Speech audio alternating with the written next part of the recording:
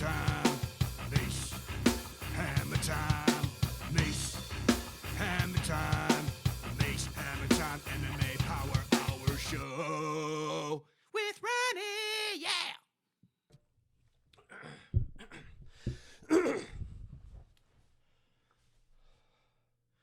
All right, America, welcome to the Mace, Hammertime, and Ronnie MMA Power Hour. I'm your host, Mace Hammertime. And I'm his host, Ronnie J. Ronnie J in the house too. This is the Mace Hammertime and Ronnie MMA Power Hour. I'm not sure if we're going to make it for a whole hour, but we're going to be here today sharing all our expert knowledge on the upcoming UFC, 273 event? 273. That's going to be going down this weekend in Jacksonville, Florida. So you might be asking yourself, why on earth would I want to listen to the Mace Hammertime and Ronnie J MMA Power Hour? Well, I'm not going to speak for Ronnie J, but I'm going to go ahead and tell you a little bit about myself. My name is Mace Hammertime, and I am the world's most dangerous man. No, he is not. Let me just finish here real quick. Because you know, Ronnie, it's true. I have had over 500 fights, and I've never been defeated by any man on this planet.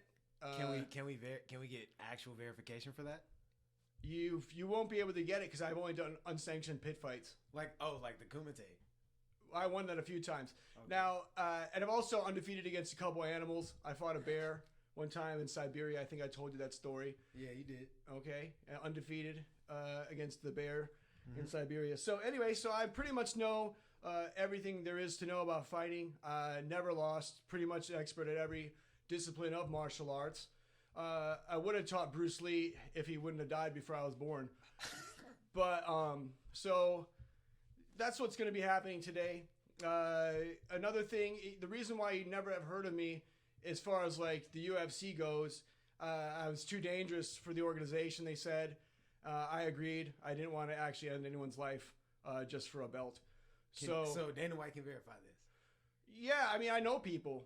Okay. I know people. I'm the insider for the UFC. Okay. Yeah, so I know the guy that knows the guy that gets me all. This is another like. So basically, what happens once I found out that this UFC was a real thing, I was like, oh, okay, cool. Let me learn everything I could about it. And then you showed me all about the internet last week, and then I got that thing called Fight Pass, and I watched probably every single MMA fight that's ever existed that they have in their archives. They do have a lot. Yeah, and I pretty much brought myself up to speed on everything, so I know exactly what every move is.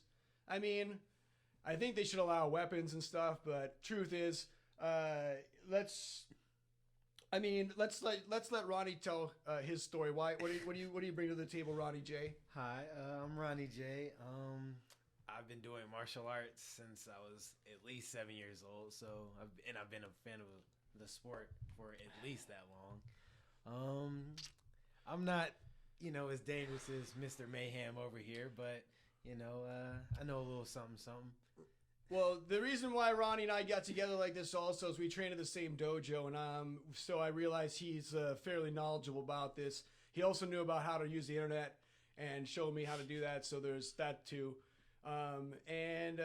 So basically we're going to be talking about the upcoming UFC event here this coming up Saturday in Jacksonville, Florida. There's going to be a few belts on the line. Yep. The Korean Zombie and Alexander Volk are going to fight for the featherweight title. The featherweight title. I was surprised about that matchup, to be honest with you, just for a few different reasons, but we'll get to that a little bit later in the show. So the fights, I guess the main card's going to start at 10 o'clock. So we are actually broadcasting from our top secret lair and in parts unknown, but it is someplace close to where the UFC event is taking place. And I'm not going to give it away, but it's like Nashville, but minus one letter. That's like nobody ever. I don't know why that's funny. Nobody's ever going to guess that. Yeah. Nobody will ever guess that. Not in a million years. No. So anyway, I mean, I'm sitting out here. This is my actually my view out the back of my house. Yep. Here. Looks nice. There's a Terminator poster there, a couple ninja stars. So this is the top secret lair we hang out with for this, but we meet at the dojo where we get some formal training, which I'm not really used to. I'm used to more like just trusting my natural instincts in a battle. Yeah, he's one of the greatest fighters I've ever had the honor of sparring. Yeah, it's I mean, I'm pretty much untouchable when I'm not hurt. But anyway, so the fight's coming up, and I was looking at the prices for these UFC events, and I could probably get myself in free because I know how to get into events. I've used to do work for I can't really talk about it, but I know I have skills. So I could probably sneak in there, but I wouldn't want to go without you, Ronnie J. So we're going to watch it on some pay-per-view this coming up Saturday. But the tickets guess how much the tickets were for that? How much? So the floor tickets I found for like $225. Like the cheapest tickets to get into that event that's coming up Saturday is $225, I believe. They still had a lot available, but I saw that they had some down on the ground floor, and those were upwards of $1,200 a ticket. Jeez, it's really hard. It's getting really hard to be an MMA fan. It's getting hard to be a UFC fan. I'd like to say that that's the truth, and people say that about pretty much every sport. Like it's tougher, but people keep watching. That's facts. I keep watching too, because ultimately, when you push aside all the surroundings and everything that goes around an event like this and the organizations, ultimately there are two dudes or women in there really going at it for our entertainment. So however they get from point A to point B to be on this particular show, I'm actually glad these people are out there doing it, because it's a really, really, really, really fun sport to watch. I mean, obviously it's not as dangerous as what I used to do. Okay. See, you were on a roll. Well, what can I say? I mean, this is a sport. I did the real thing.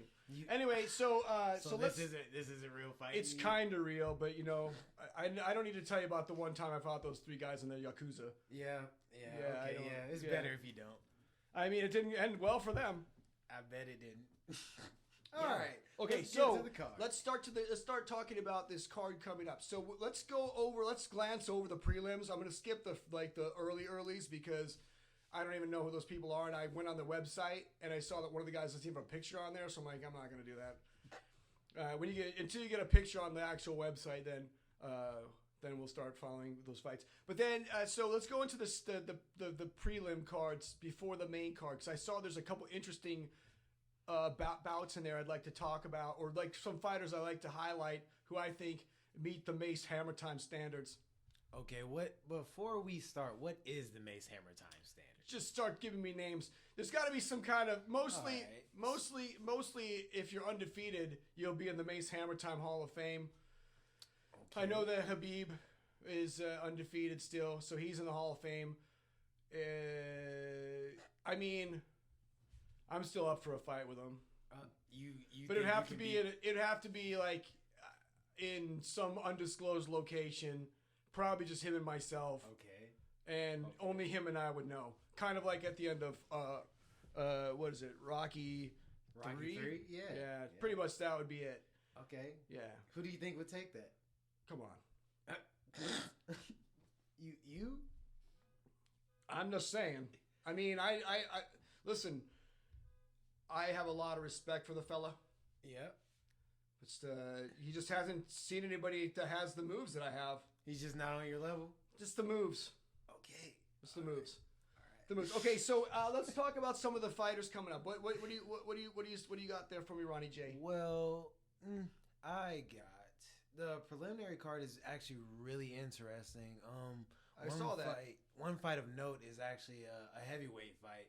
It's Marcin Tybura versus Jairzinho Rozenstruik, who I'm a really big fan of. Jairzinho Rozenstruik, he's had kind of a tough career, but he's actually a really good fighter. He's like, his UFC run is actually fairly. All right. He's the one that got steamrolled by his African brother Francis Ngannou, right? Yeah. They weren't African brothers that night. Boy, oh boy, he put his head almost through that fucking cage. Yeah. That was a whooping. I don't think that's a proper showing of how good a fighter he actually is. I mean, I would have just got out of the way. But that's just me. He just stood there and used his face as a punching bag and tried to block him with his head, and it wasn't working so well. You see, it's not that simple. Francis Ngannou is like a good boxer, though. So there's a few moves I learned in Tai Chi that can really just elude, like water kind of moves. You would disrupt Francis with Tai Chi. Yeah, I would go just around. Like you have to use like the elements to get around. Okay. Anyway, so he's fighting. Who's the fella he's fighting? Marcin Tybura. And where's that guy from? Marcin. Is he a foreigner? He is. I don't think you can say that, but yes, he is a foreigner. He's not from the United States. Yes, he is. He is from outside of the United States. He is from Poland. Polish guy. I like that. You know, the Hammer's part Polish. Yeah. Oh, yeah, you are part. It's a proud people. Told me this. It's a proud people we are. A warrior race. Okay, so what's he's a Polish fella. Heavyweights. He's not really, he's not really a good striker, but he's a black belt in Brazilian Jiu-Jitsu. Would you say that he's on the come up, or is he on just a gatekeeper status at this point?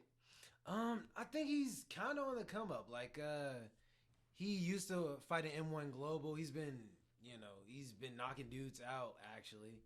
Okay. But, he actually has a vast skill set when it comes to grappling. He can pretty much. So he's into choking and breaking. Yes, he can definitely choke. Let me ask you this: is he coming off a win or a loss in his last fight? He's coming off a win. Oh, a loss to Alexander Volkov. I'm sorry. Oh yeah. How did he lose? He lost by decision. Okay, so that's not, I think he. I don't like decisions, to be honest with you. I'm a no time limit guy myself. And whoever quits, or just, I mean, come on, that's not the end of the fight. So you don't think 3 rounds is enough? I don't think any rounds are enough until one person's done. Okay. Personally, that's interesting. That's why this is a sport. I mean, but like it kind of has. Hey, they gotta have rules, otherwise you don't want people dying on TV. I get it. Yeah, exactly. You don't want. If you'd have seen the things I've seen, Ronnie J. What exactly? You know what? No, let's not get into it. Let's stick to the card here. Let's stick into the card here. Okay, so Rosenstruik. He's coming off a win or a loss. He is coming off a loss to Curtis Blades. He's going to lose. I don't think he's going. I don't think he's gonna. He lost to Curtis Blades and he lost to Ngannou before that. Correct? Oh yeah. No, he actually beat Augusto Sakai. He lost to Cyril. His last loss was before Curtis Blades was to Cyril Yan. That was by decision. And then, gosh, he had his chance, really. I think when he was on that streak where I think he was undefeated before he fought Francis. He was undefeated. And then, what happens to these guys, especially at this ultimate level, is you finally get to experience other individuals that have this rare skill that you have, and then more, and it's very odd for them. And I don't think that, and it's hard to say with heavyweight because heavyweights can have resurgences later in their careers. Yeah. But I would say that I will give it to his opponent, what's his name? Marcin Tybura. I'll give it to. That's not a very Polish name. Yeah. Yeah. Anyway, it's a difficult name to say. Marcin Tybura. Okay, so if I was to bet Hammertime money, the Hammertime pick on that fight, put the money on it because I'm always right, is on Marcin Tybura. Yeah, that'd be my bet. And I think he's going to do it by a decision. It's going to be a boring fight. I disagree. I just think there's going to be, this is so cliche to say, but if Rosenstruik does not knock him out in the first round, he's going to just wear on him and just beat him up, and I think just go to decision. I can't say I don't feel the same. Tybura is actually a very, very good fighter. Like, you think he's going to submit him, or you think Tybura I think going to win? He can submit him because Jairzinho Rozenstruik, he's a kickboxer. Like he transferred to MMA from kickboxing. He did. He's been kickboxing since age 17. He's not like Curtis Blades, outpointed him. Like both of them have lost to people like Alexander Volkov. Yeah. That That was marching toward his last fight. In that fight, he outpointed him. Like his striking isn't there, but like I don't know what I'm trying to say. No, it's fine. It's fine. Jairzinho Rozenstruik, he's a kickboxer, but he's a heavyweight kickboxer. So you're leaning towards Rozenstruik in this because you think he's on the come up and he's gonna bounce back. Exactly. I feel like he can bounce back from like where he's been. Like, cause like shit's been rough for him, but like he's really. I think he needs this one. He does need this one because like I mean like he needs this one. He needs this one really bad. I think he needs it more than the other fella. Yeah. I think that if he loses another fight, he's on the ropes of hitting another organization like Bellator or One. Which I would actually like to see him in one. It's not a bad thing. Yeah. But the UFC just has. I know how they operate and learned like in the last week everything I need to know about the organization. Yeah. And they're pretty much known for if you're not winning and. Someone like Rozenstruik, what he's shown, if he's not doing that and he's not winning, and you're losing too, there's no place. They're gonna dump you. That guy's paid to knock people dead. Yeah, and that's the truth. He's a heavyweight kickboxer. Yeah, you're like these guys, especially the heavyweights. People, listen. I know people won't even watch the heavyweights unless if it goes to the full distance in a heavyweight fight. People are pissed. There's no other division in sports that in the UFC or any fighting heavyweight knockouts are expected. Their finishes are expected. Yeah, you know, it's almost like it's disappointing if it's so disappointing when it goes to a decision. Yeah, you know, it's like what do we just watch these guys because they're never the best martial artists. Yeah. You know, they're not technical at all. Like Francis Ngannou, like we say he's a good boxer, but like. He'll find out when Tyson Fury punches his face off. These guys are dumb. Anything can happen. I don't think so. I want Francis to win.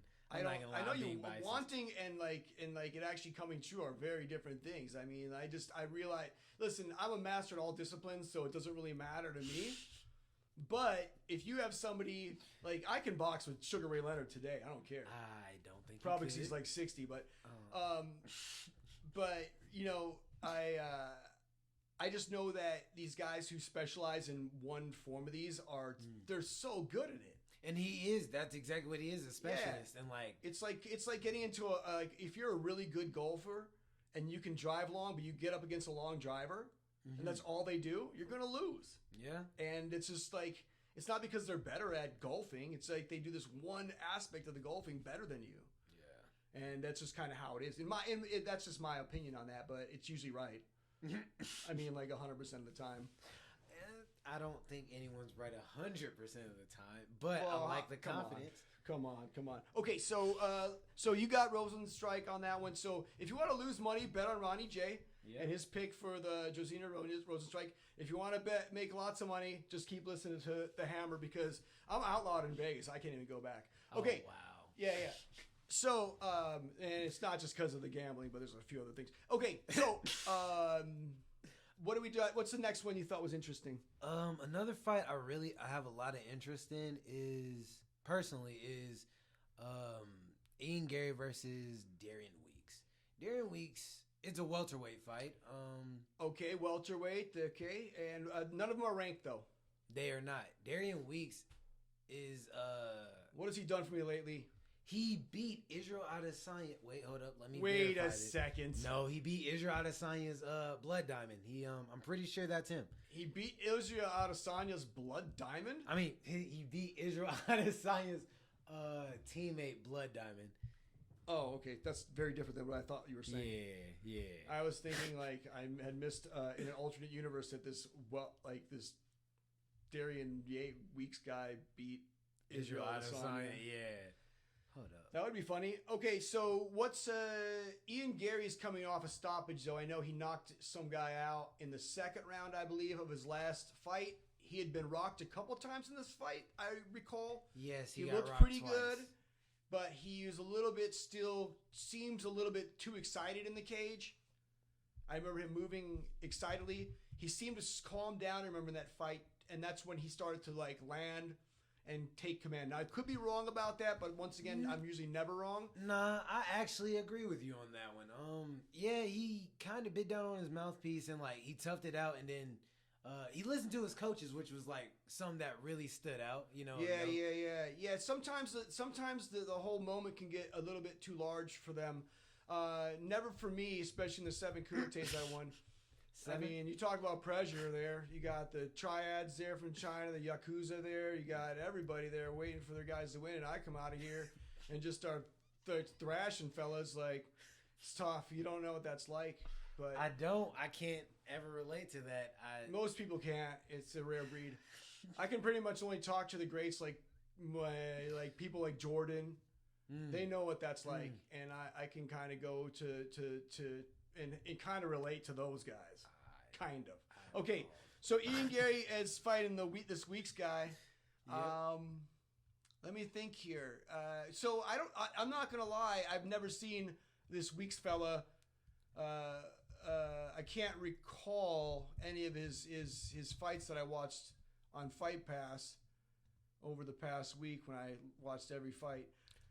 He's exceptionally skilled. He's very well rounded. He has really good striking, actually. Like, here's the thing. The reason why I even interrupted you, and I'm sorry to do that, Ronnie J. I think they're just lining up some lamb to a slaughter in the final prelim before the main event. It's a marketing scam. They want Ian Gary to beat the shit out of this guy because they want. He's 5-1. He's pretty decent. I know, but I know how this works. I know that they really I can tell when the UFC kind of gets a little bit behind individuals.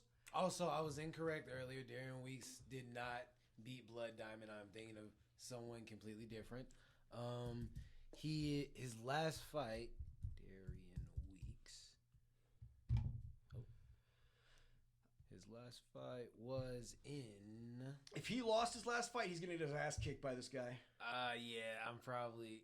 Yeah, he lost Brian Barberena, that was... He's going to get his ass kicked. What? Brian Barberena just beat... Yeah, I know. I saw him beat up an old guy.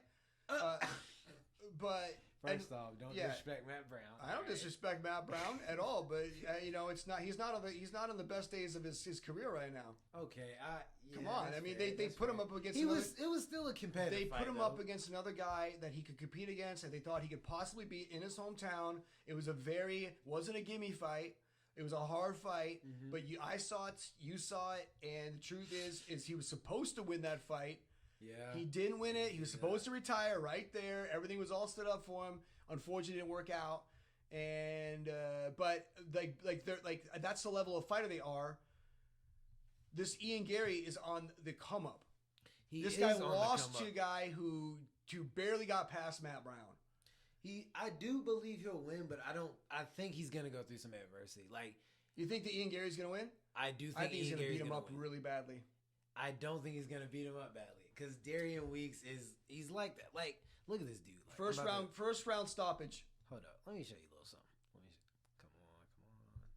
He's to the other if the homie Ian Gary, the Irish fella, if he comes out relaxed and loose, not like he was in that first fight, and he comes out the way he was towards the end when he was beating the crap out of that dude, he's gonna beat this guy up really badly because he moves.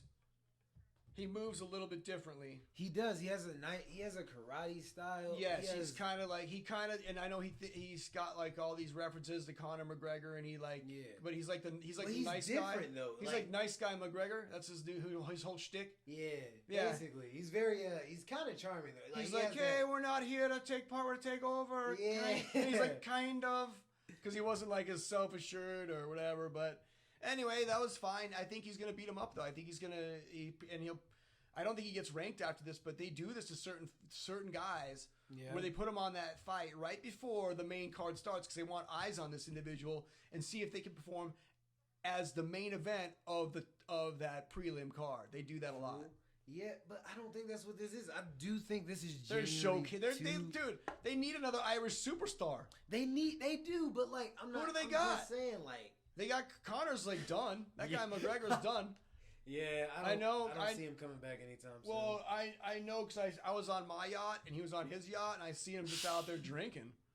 And I was like, all right, cool. I guess he's like... You're on your yacht partying out with all these fighters. Well, I was over there, over by the Maldives, hanging out, and Okay. he was out there on his yacht. And I respect so I the don't want to hustle. get too far into how awesome that was, but so anyway, they need somebody to fill that slot. So don't kid yourself when you think that like the UFC is 100% about finding people in certain areas that they can market, and he is the next Irish guy. Yeah. They got Paul Craig in Scotland, who I can't understand a word he says. He needs subtitles whenever he's talking. I'm not even joking. It's awesome. It is. It's It is awesome. pretty awesome. I'm not That gonna dude lie. is awesome. Like, I love it. But he's speaking the same language as me, and I have no idea what the fuck he's saying. You know, it's crazy. So he's awesome. And then if you look at what they do in China, they're trying to get they got their stars over there. Korean Zombie is a star. Yo, did you hear about the 8-man tournament they might be having?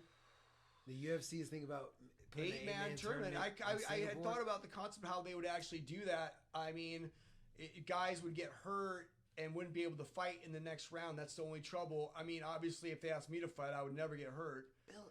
But I've never been injured. But Of course.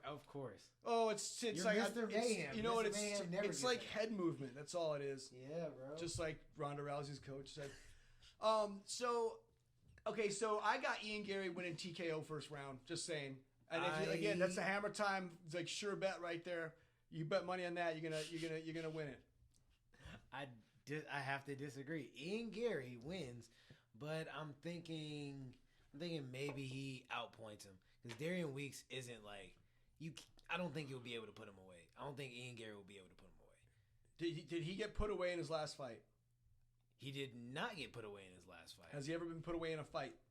No, he only has one loss to Brian Barberena. Brian Barberena. Okay. Yeah, he's nice with it. All right, okay. Well, I still am gonna go with TKO first round. I think the Ian Gary fella. I think that he is on the ascension, and He's not here to take part. He's here to take here over in a nice way. in a very nice Very way. nice way. Okay, so moving on. Let's move on to the main card. Here we go. All right. All right. In the main card, we have some really good fights, actually, but there's really only like 3 that I'm really interested in. Well, let's start with the ones less interesting and kind of roll Alright. through those real quickly and see if we can kind of spice them up for all of our listeners out there. All right, we got a battle between 2 older gentlemen. We got Vince Pichel, 39, 5'8". What? Yeah. Against who? Against Mark Madsen. That's on the main card? Yeah, it's on the main card. The main card. I don't even want to talk about that fight. Hey, stop. Hey, first off, that's actually not. I don't bad, even know though. who these guys are. Okay, so Vince Pichel actually I didn't know who they were either before I started researching, but they actually are really good. So let's start with Vince Pichel. He actually he's kind of like a heavier Cub Swanson. Like he's very violent. Like Vince Pichel. What weight is this at? This is at lightweight. Gosh, He's really good actually. And are any of these fellas ranked? They are not ranked. Okay. But Mark Madsen is on the come up. He's 11-0 at 37, and that man's he's 37. different. What's his background? He's a silver medalist in Greco-Roman The wrestling. wrestler, I remember that guy. Yes. Is he American though? He's not American though, right? Mark Madsen is not American. Is he Swiss? Yeah. Wait, hold up. Mark Madsen? Yeah, he is Swiss. He's a Swiss guy. Yeah, and he's really good. He was getting his ass kicked in his last fight. And he came back and won, I think. Yes, Danish. He's Danish. Yeah, okay, that's that guy. Yeah, kind of like he took taking a break from fighting for a while is what it was. Yep. He had some kind of to compete in the injury? Olympics, I think.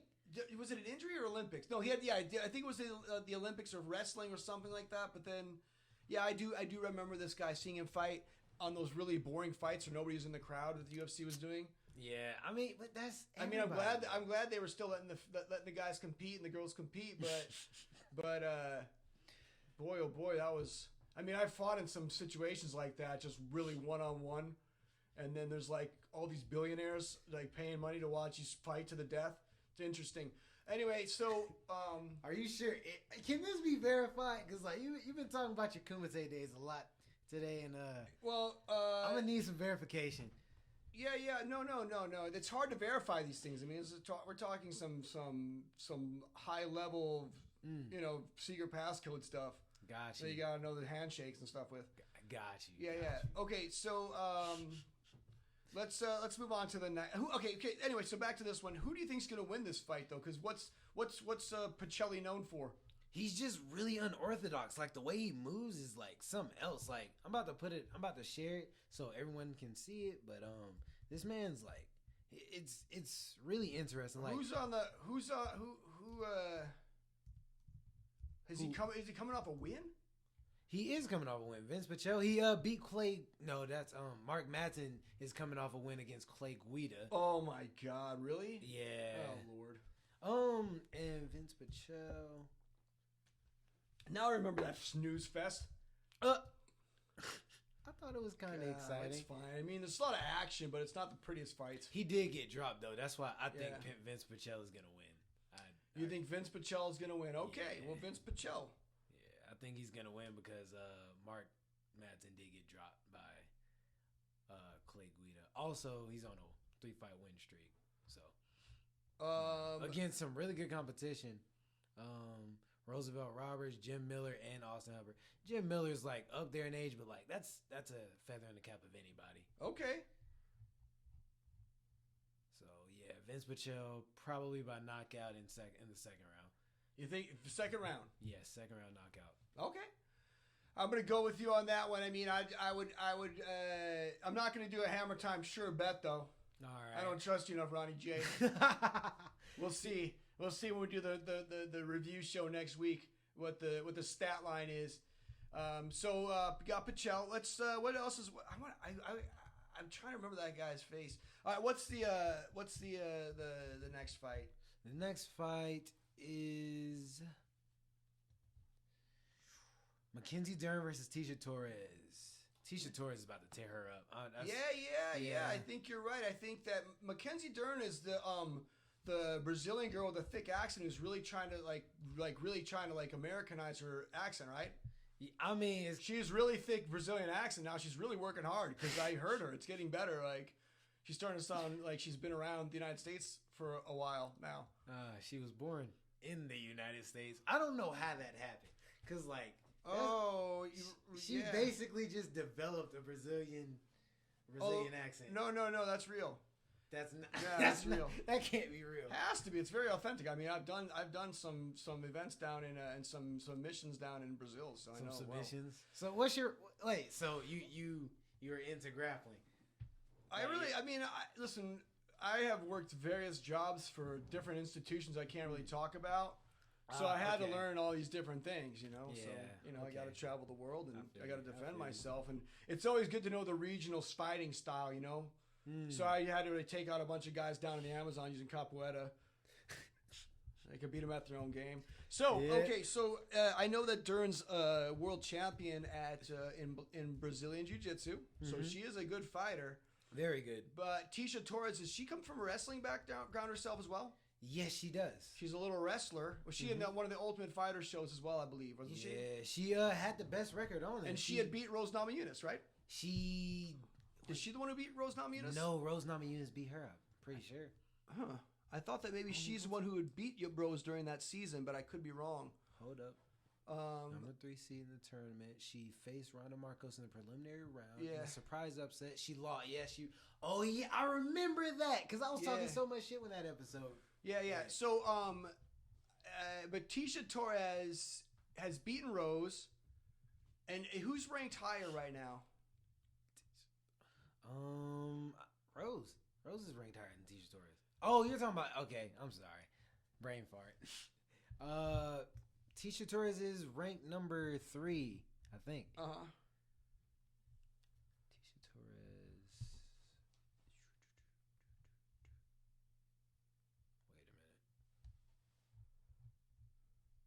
Wait a minute. What's she ranked? Tisha Torres is ranked. Hold up. I'm sorry.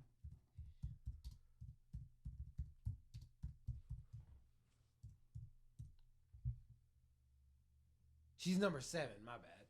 Number 7. Yeah, she's number 7. And Dern is what, 10? No, I don't think I don't think she's even ranked, right? If they stand up and start, if I don't think, I think it's not going to end well for Mackenzie Dern. I don't think so either. I think she's going to get her face punched Tisha Torres is way too well-rounded. You know what? A lot of times some of these like, you could just tell some people are just good at standing up and doing it with their hands, and they have that kind of athletic movement as a striker. And even some people who aren't as athletic, they have this awkward movement, but it works. But there's some people just look slow. Yeah. They look slow. They look like they just don't belong standing up in any way, shape, or form. They'd probably be a slow runner. Probably can't jump high. They don't have like that kind of even if it's awkward. Yeah, they don't have that awkward athleticism or any athleticism to even get it done. So they got like big, thick ankles and just kind of plod around. And I don't think that no matter how hard you teach somebody, you can't make them have that kind of agility. That dexterity with the movement. And I think the fact that Tisha Torres can wrestle and wrestle well, I think she's going to have a really, really hard time if it stays on the feet. She's going to get punched in the face worse than Ronda Rousey did when she got her face turned into hamburger against the Lioness. Facts. I mean, Mackenzie Dern is number 5. Okay. If Tisha Torres wins, she'll be in the top 5, and she might. Who did Mackenzie Dern who did she beat last? Mackenzie Dern's last opponent. I'm trying to figure out who she beat last. But I know they're both coming off wins, correct? I believe so. I mean, they're both like this could be a championship eliminator almost. It could be. Oh no, actually, Mackenzie Dern's coming off a loss to Marina Rodriguez. Oh, good yeah. grief. Tisha Torres is gonna win. Tisha Torres is coming off a win. Tisha Torres is coming off a win against over Angela Hill. She's gonna beat her up. Yeah, it's not gonna. I don't think Dern's gonna have a big career in the UFC. To be honest with you, I think she's. I see. You can just see the people who are gonna get to that level. You can see it. And there are competent fighters at all these weight classes that I can see they can make a run. They can get 6 fights, win 75% of those, make some paychecks. But there are some people that are just so good. Yeah, they're so good. And that's not to say Mackenzie Dern's bad. She only has 2 losses. But it's already I think you got to really rack up you have to. I think the people who really, really do. From my observation, you got to basically go undefeated or on an undefeated run to get to the belt, and then you should have your next loss unless you win that belt. Yeah. So if she's lost 2 already into mid-level talent and can't you need to go on a run. You have to win 3 or 4 in a row unless you're like Conor McGregor. If you win 3 or 4 in a row, you can make a stake. Especially in the top 10, you win 3 or 4 in the top 10, you are 100% should be getting a look at the title. Yeah, but that's what it takes. And she's coming off a loss, so this is the first. She's fighting the number 3 person. If she beats her, she's got one more fight. Or which is number 7. Number 7. Tisha Torres is number 7. Tisha Torres is ranked below. Yes, she's gonna beat her. Yes, they're gonna switch. That's what I'm saying. They're gonna switch spots because she's trying to she's really trying to gun for the title. They're gonna switch spots right after that. So it's it should be a good fight though. Yeah, no, it'll be fine. I think if it goes to the ground though, Mackenzie Dern. I think it's gonna be a decision fight. It's gonna be ugly and boring, and people will be booing. So my pick would be for Tisha Torres. Hammertime, guaranteed pick right there. Go ahead and put your money on that one. But it's gonna be a boring slog fest, probably split decision, maybe just a boring decision. I don't even know. Okay, and now we are at the big 3 fights. The main ones. The main card. So first off we have Gilbert Burns versus Khamzat Chimaev. Okay, now we're talking. Let's get into the meat and potatoes of this one. So, first and foremost, I think that if I was in the UFC right now, I would avoid any fighter who comes from a country that ends in stan. Oh, at this point right now. You gotta weed out the ones because you don't want to be coming through and catching one of those buzzsaws coming through. Hey, I'm just saying. I don't think it's gonna be an easy fight as any fight he's had. I do think that he's gonna beat him up though. I feel like Hamzat this might be his hardest fight. I feel like this might make it to the second round. No, I think he's gonna lose. You think he's gonna lose? I'm gonna say that right now. I'm gonna go ahead and I'll take your money, Ronnie J. I don't think he's gonna lose. I would like to see him have some adversity though. He's definitely going to go through adversity. Burns is faster and a better striker. I'd like to think that, but once again, we're dealing with somebody like Gilbert Burns who has had his chance for gold. He failed. He has also, he's fought at 55. Doesn't appear to be an incredibly huge dude. I don't think his world-class jiu-jitsu is going to matter. I think that it's negated by they're going to cancel each other out. He's just Hamzat's too strong and too good at grappling and his body control within those situations. He definitely get caught in something fluky. No, you're not going to get him with a rear naked. You're not going to get him with you'll get him with some weird armbar. You could, because those things happen, like those quick fluky armbars. But as for taking his back and stuff, I don't think it's not going to happen. And I don't think he can do that to Gilbert Burns in return. I don't think so. No, and because Gilbert Burns isn't as strong, but his jiu-jitsu technique, especially defensively, is just that sound. And Hamzat's a bigger guy, longer, and he is also hungrier. Now, that could all come to a screeching halt, when a lot of times when a young buck comes against, these guys a lot of these guys have a rude awakening. I've seen it happen a few times in UFC where guys come in and the hype train's behind them, everything's rolling, and that goes on. I mean, Darren Till, who's Hamzat's buddy, Paulo Costa. Every guy comes into the UFC or girl thinking they're going to be the champion. Okay, you have to be an idiot not to think that. Yep. Now, you get in there, you haven't really lost a lot in your career, if at all, up to that point. All of a sudden, you go, and this is your vision coming true. Yeah, you win 4 fights. All of a sudden, you're in there against Tyron Woodley. You've been winning every fight and winning them pretty convincingly. Yeah. And then you get dropped and choked, and it's that whole dream is not over, but really, really, really, really different at that point. And I think that breaks certain people. It really does, bro. It's not something that's easy to come back from. Honestly, you just used to taking dubs all the time, and then now you just have to start over. You're forced to start over. It's never a good thing. It's not. It must be devastating. I mean, I wouldn't know that having never lost, but it's it must be devastating. I could only imagine what that must feel like. For that to happen. So, I think you have to reevaluate your your goals then as a fighter, because it's very difficult. Yeah. Because everybody sees the trajectory that Conor McGregor did such a good job of the visualization, the manifestation, using visualization and methods of laws of attraction to get to where he got to.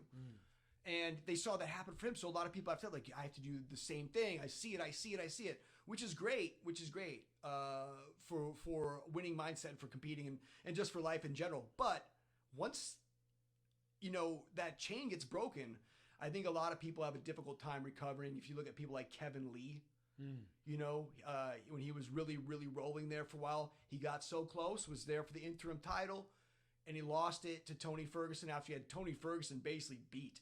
Yeah. And then look what happened after that.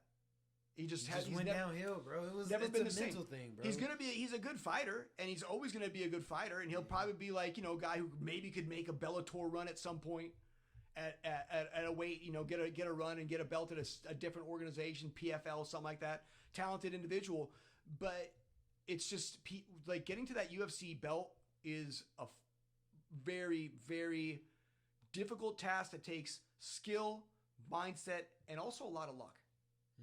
Injuries play such a if you get hurt, timing, a lot of things come into play. So, okay. So as far as that fight goes, I got my money on Hamzat. I got my money on Gilbert. I think he's faster. I think he has that. I think he's gonna test Khamzat's chin. I don't think he's gonna knock him out, but I got Gilbert by unanimous decision win. Gilbert by unanimous decision. Okay, that's the Ronnie J losing pick of the week. And the Hammertime pick of the week is a TKO Hamzat second round. Okay, let's go to next fight. What do we got looking at next here? We have Aljo versus Piotr Jan. Oh, good grief. Oh, good grief. This one. Okay. Just so y'all know, he's about to have a lot to say about this. Well, I know that I'm sure that he's prepared for it. I think Aljo's a good fighter. I think there's a lot of pressure on him for this because of how he pretended to be hurt after that last fight. I don't think he pretended to be hurt. Can I expand on that thought real quick? Yeah, by all means. I do not think he pretended to be hurt. I think at the moment, at that point in time, I really do think he got fucked up. Cause if you watch what happened to him, that wasn't a soft strike. But at the same time, I don't know. Cause I've seen people get knocked out and get up way quicker. But everybody handles damage differently. So you know what? I never really talk about this, but I'm an incredible actor.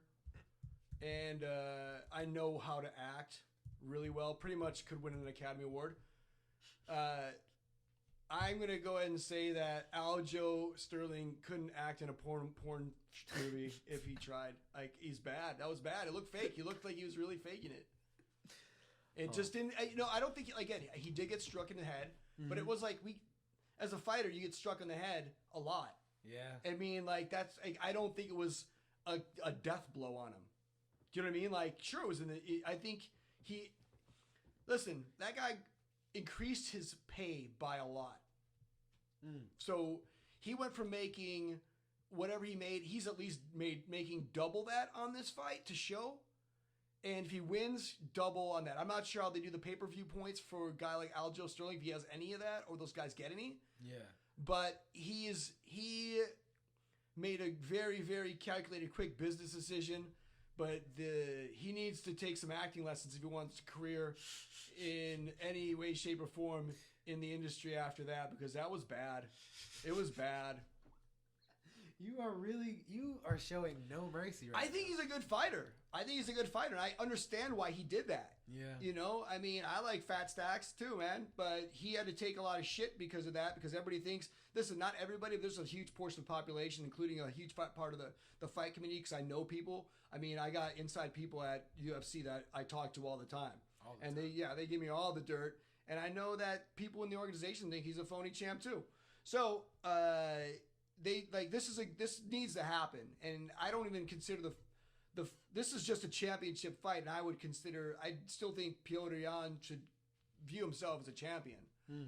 I don't think he had anything. I mean, he is a champion. He's the interim champion, but I'm not a belts guy personally myself. I mean, I don't believe in any of that stuff. Oh God. But I fight for basically the honor. The honor and money. But I think though this is I think that Jan is just a better fighter, and I think he wants it more, and I think he's got more to prove, and I think it'll set up a trilogy fight, and it doesn't really matter. They're gonna have a third fight no matter what. Yeah. Okay. So in my head, it's closer than everyone's making. I feel like a lot of people are. It's a close fight. Yeah. No doubt. Because the first fight was it was a lot closer than it looked. Aljo was winning the first half of it. Yeah, he was up until the third round. He looked good, but guess what happened? He gassed out. And you know what, dude? That guy says the stupidest shit. He said, he said I woke up that morning, but basically what was happening is I was still cutting weight when I was fighting. I was like, what are you talking about? Yeah, he just says dumb stuff. It's like he just says dumb stuff. Just stick to fighting, bro, and just be quiet. Some people are made for the camera, I mean, everyone told me I had a voice for radio, so that's why I'm doing this. Or I had a face for the radio. But, Yeah, you definitely have a face for the radio. Anyway, so he's a good fighter. I just don't know. I mean, he did choke out Sandhagen, but again, you get in the first round like that, Sticky, and these guys they're really good. That's how it's like. That's possible. They're the best in their division. Like it's everyone else, and then it's them. Yeah. I think though Jan wins it. I'm sure the crowd's gonna give him a warm reception, being a Russian. That'd be great for him. I kind of wanna. Yeah, those USA chants about to be heavy. Oh, it's gonna be. Aljo will have the hometown crowd. That's for sure. Yeah, facts.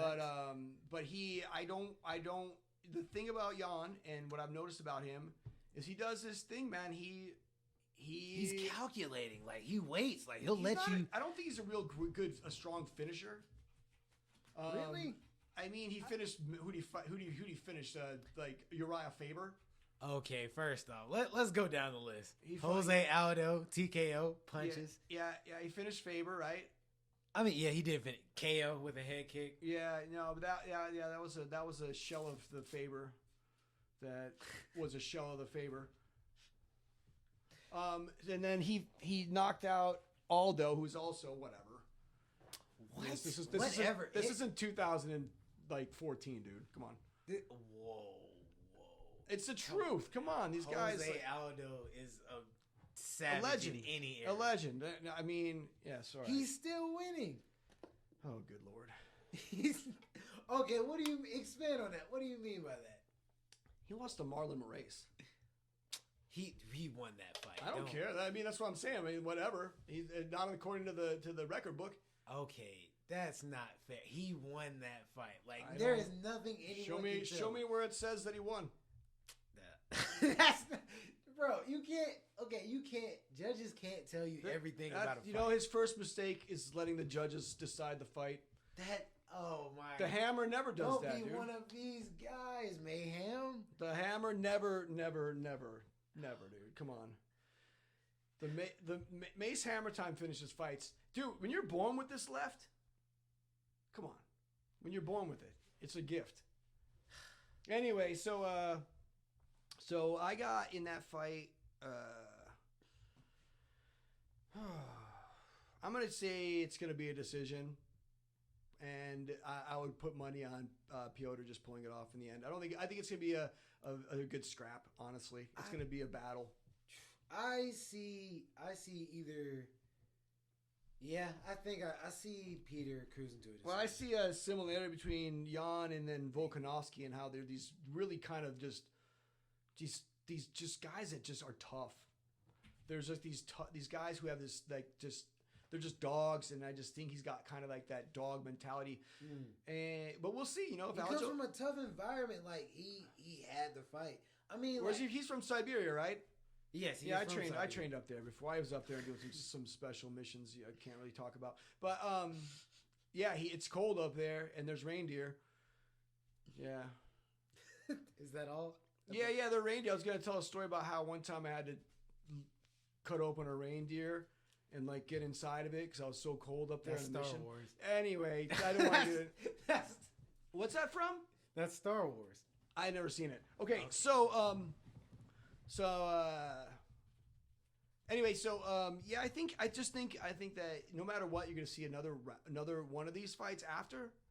But this particular fight, I think Jan wins it. Not convincingly though. I want Aljamain to win only because of the memes that will come out of it. I know you're also a true patriot. Yes, yeah. USA all day. USA. I mean, take a look. I hate turning against my countrymen, but I like making money too. And USA capitalism. I know. I like making money on the bet. I'm trying to bet, dude. What's more patriotic than that? I know, but you know it's patriotic making money on my bets. So I'm gonna bet all my money on Jan. That's a Hammertime surefire pick'em right there. And what do you about Ronnie J? What do you think? What's again? I'm saying Jan decision, boring fight, but not a boring fight. One of these ones that's just violent and nasty. He might beat him. I think they'll probably hug at the end and be like, hey, it's great about the best in me. Aljo should really try to take him down, but like I feel like he's gonna get beat up trying to do that. But if Peter Yan does win, I do want him to call out Volkanovski. Oh, I think he'd get beat up by Volkanovski. I think that would be one of the best fights. I mean, like I said, I don't believe in weight classes. I one time fought a guy that was 6'10" and 700 pounds. How did that go? Easy.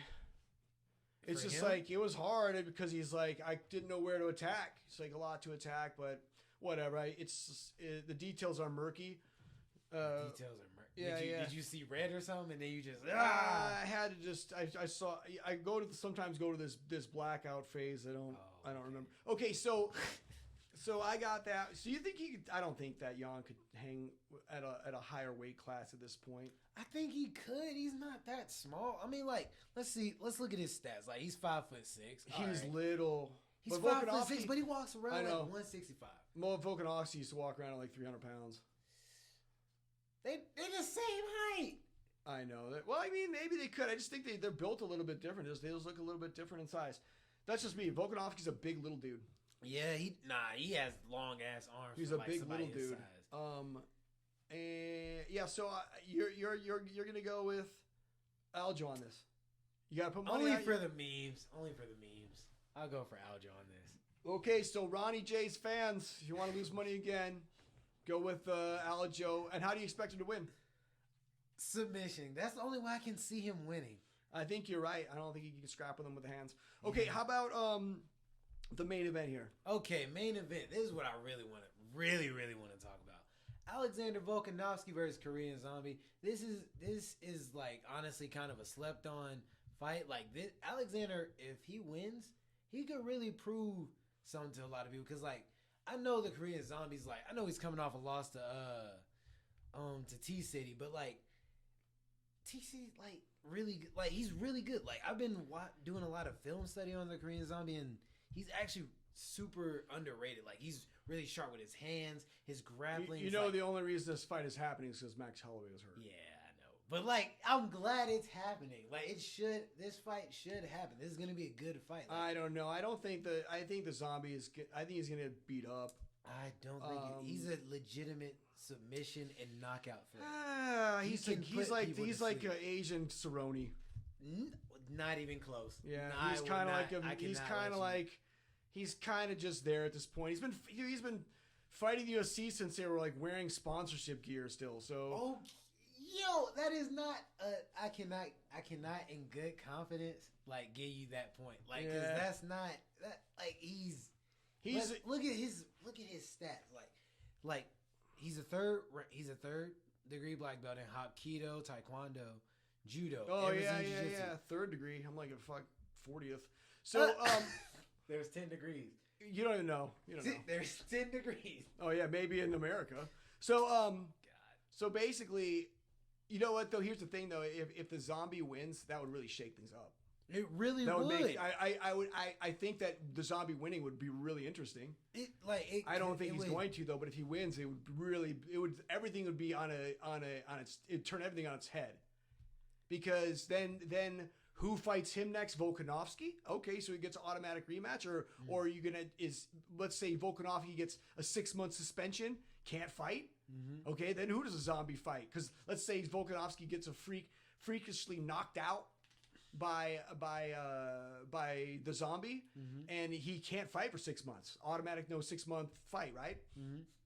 Then who comes in? The Max Holloway gets the title back. Then it's Volkanovski against Holloway again. All right, Holloway, then he can't fucking fight because for some reason, who the hell knows? But if somebody else besides if Volkanovski doesn't win, because if Volkanovski wins, he's fighting Max Holloway again. Yeah. If Korean Zombie wins, everything. It's a coin toss. He can fight anybody. He really could. Like the world is your oyster right now. His style is so unique and dynamic. Like totally. Come on now. So I just think that Volkanovski just wears him down. I think that Volkanovski's been to the championship rounds. Although so is Korean Zombie when he fought Yair Rodriguez, right? Was that a championship round? Was that a 5-round fight? That was a 5-round fight. So he's been to the 5th round before, to the end of the 5th round, the actual very end of the 5th round. Yeah. 1 second left. Yeah, 1 second left. He was going to win that fight too. He was. You know what? It wasn't a clear decision if I recall, but he definitely was it could have been him. But I think that Volkanovski is just in too good of form right now. Mm-hmm. He reminds me a lot of the way that Usman is, where Usman's just really the best. He's just the best right now. Yeah. And it's like, and I don't think that Max Holloway. I think the only person that has a legitimate chance right now of beating Volkanovski convincingly would be Max Holloway. I don't think anybody else at 45 could. I think there's some good fighters. Josh Emmett, Cub Swanson still hanging around. Who else is in that? Holloway, Yair. Giga Chikadze's in there. Edson Barbosa. Yeah, Barbosa's done. Ilya Taporia, he's kind of on the come up. What's that other Marav? Oh, Marav Dvalishvili. Yeah. It's like there's some guys like that are exciting on the come up. Stacked, bro. Like, yeah, it's stacked, but it's like there's some guys on. It's gonna shake up because you got. There's a lot of moving parts in there right now because guys like Dan Hooker and Ed Barbosa, those guys are finished. Yeah. You know, and even it's sad to see. I mean, Hooker should go to 170. I don't know why he's getting smaller. Get bigger and just fight Natty and just see what you got. He's a big dude. He's fucking tall. He's huge. He's he's the same height as Khamzat Chimaev. He's huge. So, dude, why are you trying to get small? Just bulk up. Like Dan Hooker could have a career resurgence at 170 pounds if he just really packed on the weight. I don't think he wants to fight, because a lot of his teammates fight at 170. Well, one of his teammates fight at 170. What a waste he has as a ring name though, Dan the Hangman Hooker. Yeah, he'd be like Dan. Like you should be choking people. With your but his name should really be like Dan the High Class Hooker. That'd be good, right? No, it would not. Dan the Street Hooker. He wasted a golden opportunity. You and Colby Covington. Okay, so just on the same wavelength. So what do we? Okay, so the fight. Well, I don't know how we started talking about Hooker, but the 45 pound division is just stacked. Like there's stacked so division. many moving parts, and there's so many things that can happen. It's gonna look a lot different because then you got Sean O'Malley in there. No, O'Malley's what is he? 35? O'Malley is he 45? Yeah, 35. What a skinny bitch. Hey, but he'll go up to 45. He's fought at 45 He'd get his before. neck broke. By who? Pretty much like any of those guys I just named. Yeah, that's fair. That's pretty much. That's actually fair. Yeah, I mean those guys. I mean he would have a hard time. I think they're being real smart with him and how they're maneuvering him, giving him easy fights on his first contract. Yeah. So he doesn't lose. If you lose in your first contract, I mean they should. He's smart too. Keep on fighting tomato cans and pad your record, get some highlights, and then when they pay you a little bit more money in your second contract, then take some harder fights because you get paid the same whether fighting a hard guy or easy guy. He trains hard though. Like that's the thing about Sean. He's no joke, but like he's not like why would I fight on my first contract for a guy that's gonna make $250,000 when I'm making 25 to fight and 25 to win? And I'm gonna maybe get a fight bonus if I knock his ass out, but he.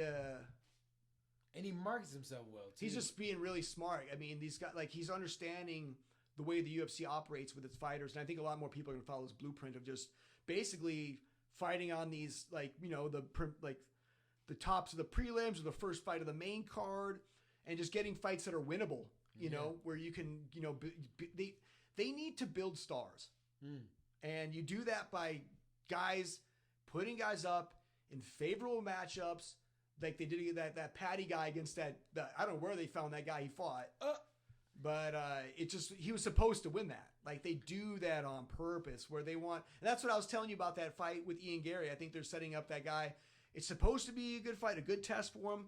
But I think if you look at those two guys, you look at the fights they've had before, one of them is just a good fighter and one of them has a little bit extra that you're going to see take him a little bit further, I think. So okay. That's just my thoughts on that. I think the UFC tends to do that with these guys. But 45 is what's so funny is they every time it's like this is the hardest division in the UFC. They're all so hard. Yeah. It's like there's like, it's the UFC. Everything's hard. Well, I think the problem is like they think like a division like 205 is not hard right now because there's no names. That's what it is. There's nobody that anybody knows. There's no star at 205. There's Yuri Prochazka, which is the one they want to be. They want him to win. He's a marketable guy from a different market who's weird, odd, and is somebody that people can remember. He's a memorable fighter. Yeah. So right now they're looking for an identity. So basically, in my opinion, at these different weight classes, they look for they need a star at every weight class, and that's why they say they're not competitive. Oh, they're all competitive. It's just there's no face of the division. So there's only one division I think in the UFC right now that doesn't have a face of the division, and that's gonna. And I would say actually two. I think 55 doesn't have a face yet. I think that you don't think Oliveira can be the face of 55? Definitely not. First off, he doesn't speak English, which is bad. I'm just saying, as far as like the UFC goes, you get like it's hard. It's like it's hard to market someone. It's hard to market somebody who doesn't speak English. I'm just being real. You know, that's the truth. And so when I'm trying to learn more about him or hear about his life story, I got to read the screen. And that's cool, but I'm doing other stuff, and sometimes I want to listen to him talk, and it's hard to get the translation all the time. So that's a strike against him. I don't think he's a very charismatic individual. What? He's like the nicest dude on the I know. planet. I'm just saying, like, there's like that's a lot of fighters are like that. He's what I'm saying, Bronx. Yeah. What I'm saying is like, if you look at somebody like even like Patty, who's not a great fighter, or O'Malley, these people, these younger guys especially, are understanding how social media works as well. And I think there's fighters. And fighters have managers and agents who do a lot of that for them. A lot of fighters, and I've been around a lot of fighters. They're fighters. They don't have both. And when people try to have both, when they act like they have both, that's when it gets embarrassing. You see guys like James Vick saying stupid shit to Justin Gaethje and getting flatlined. Yeah, getting flatlined. It's like some guys just can't talk. And they don't have the thing. They're good fighters. James Vick was a good fighter. I think he was undefeated at one point, as everybody is. But it's just they don't have a face in that division. And same with heavyweight right now. There's not a like. You don't. Think hang on. I'm sorry. Francis is. Okay, I was about to say Francis is. But he's also in limbo too. If Francis goes, then what? Oh yeah. John Jones. Nobody really cares about John Jones anymore. I disagree. People still call him the GOAT. People still want to see him fight. He's moving to the like. People don't want to see him fight. People want to see him get knocked out by a high class heavyweight. That's what people really. I think that's all people are paying to watch him fight for, because MMA is what have you done for me lately, and when you're not around, people forget quick. People don't remember anybody from back in the day. If you ask them to even talk about like Matt Hughes and BJ, nobody knows how badass those guys were who are getting into fighting now, which is totally fine. But it's like there's just John Jones he's yesterday's news until he does something good. He's in the news for headbutting a police car. That shit was funny. Yeah, I saw that whole video. Like, ding. Well, I think a lot of these dudes do get punched in the head a lot, and it does have an effect on you if you take a lot of brain shots, which head movement. I think John Jones is just.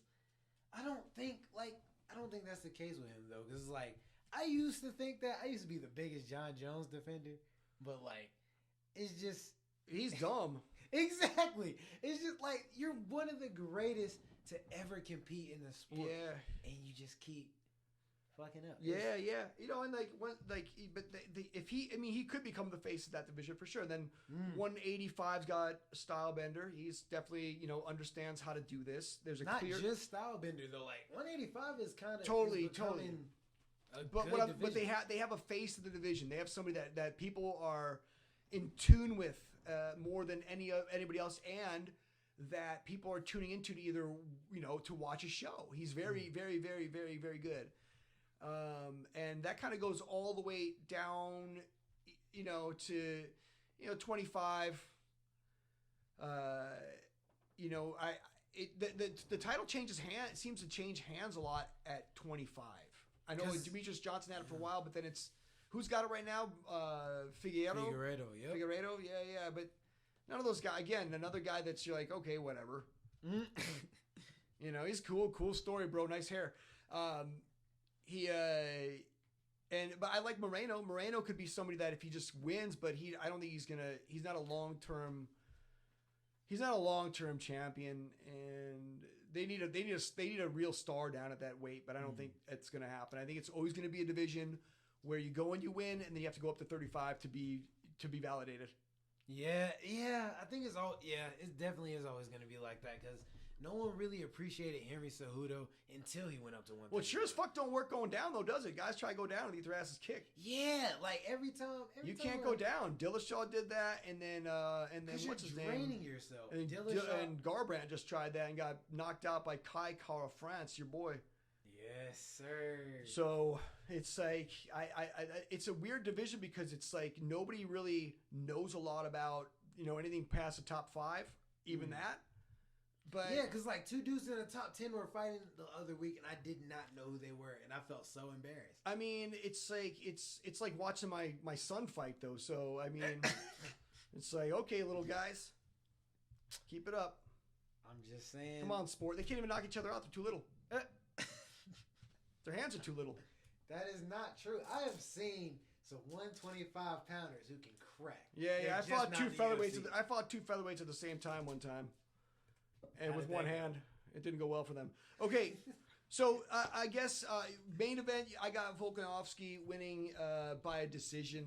I think if he were to finish, I would say he might wear him down in the 4th or 5th and get like one of those like TKOs where he's just tired, like leaning against the cage and just like fucking Herb Dean steps in there like. I got Korean Zombie. Korean Zombie. Okay. I feel like he's just going to walk forward and just, go crazy. Because Alexander Volkanovski isn't going to grapple with this man. He doesn't want to. I don't think he should. Like he doesn't grapple. He just grounded pounds, man. He just if he takes that top position, that's what I'm saying. He just has that relentless elbows, and he makes your life miserable down there. And I don't think it's going to go well for him. But again, if you want to take the Hammertime surefire bet right here, Volkanovski's going to win. I'm not going to give the prop on when or how it's going to happen. I just think it's going to be, if I were to bet, probably a 5-round decision. And just just expect Korean Zombie to look like shit at the end. Ronnie J, what's your pick? Yeah, I'm going to go with Zombie. How do you think Zombie's going to win? Submission. Okay, round? 4th round. Okay, Ronnie J is on some seriously. Hey, bro, I love an underdog. Yeah. That's one thing you will learn. I love an underdog. I know. I've only been the underdog when I've been outnumbered, but again, like that just brings out the best in me. Yeah. So anyway, fights this coming up weekend.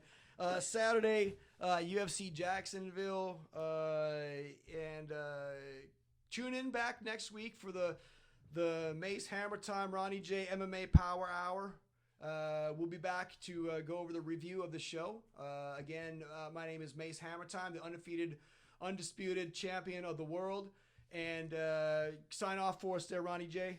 All right. We're going to be out of here in 3, 2, 1.